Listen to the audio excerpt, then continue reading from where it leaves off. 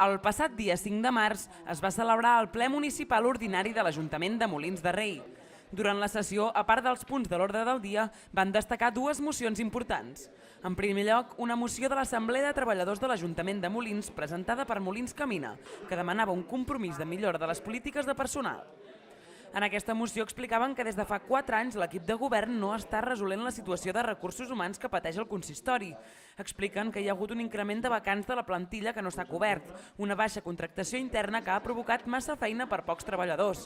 En conseqüència, declaren que s'ha creat un ambient enrarit al lloc de treball i moltes tensions, neguits i poca motivació per part del personal. Per tot això, denunciem que la situació actual de la plantilla és cada dia més insostenible i demanem que s'aturin la desorganització i falta de polítiques de personal, la contractació a precari, la doble escala salarial, la interinitat de més de 10 anys, les assignacions de funcions a dit, les productivitats per decretazo d'alcaldia, les càrregues excessives de feina que es tradueixen en un escandalós nombre d'hores extras, serveis especials, en comptes de contractar personal per ocupar llocs d'estructura, la falta de negociació col·lectiva.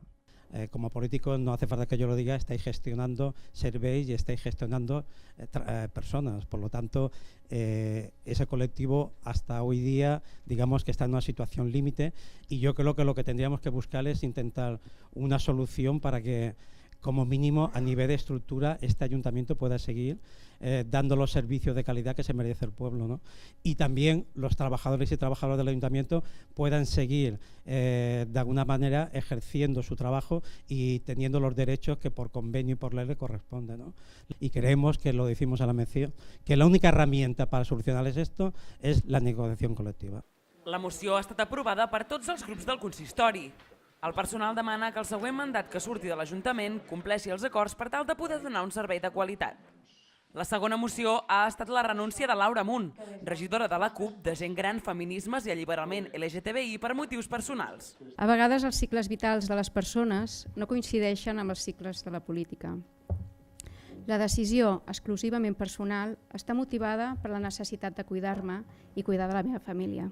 Entrar en política no ha estat mai un projecte de vida per mi, tot i que sempre m'ha interessat. Quan em van proposar fer el relleu del Roger Castillo, que ha vingut, gràcies per venir, doncs no m'ho vaig pensar gens. Com a dona tenia clar que era del tot necessari sumar-me a les dones del consistori que ja hi eren. I així poder defensar també, des de l'equip de govern, polítiques d'igualtat de gènere i polítiques a favor del col·lectiu LGTBI. Me'n vaig contenta i orgullosa d'haver servit a la vila tot aquest temps, deixant engegat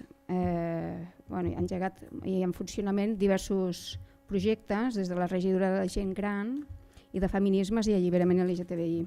M'emporto un munt d'emocions compartides, de bones, de no tan bones, però emocions i un sentiment de gratitud a totes vosaltres. Ens veiem als carrers, perquè els carrers sempre seran nostres. La resta de regidors van acomiadar-se d'ella, l'alcalde li va fer un obsequi de record i se'n va anar a casa amb 2 rams de flors, regal dels treballadors de l'Ajuntament.